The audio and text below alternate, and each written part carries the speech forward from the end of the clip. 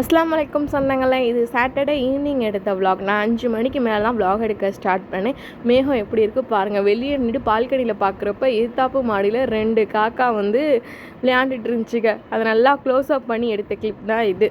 அதுக்கப்புறம் வீட்டுக்குள்ளே துணியெல்லாம் மடிக்கிற வேலை இருந்துச்சு. எல்லாமே மடித்து எடுத்து வச்சேன்.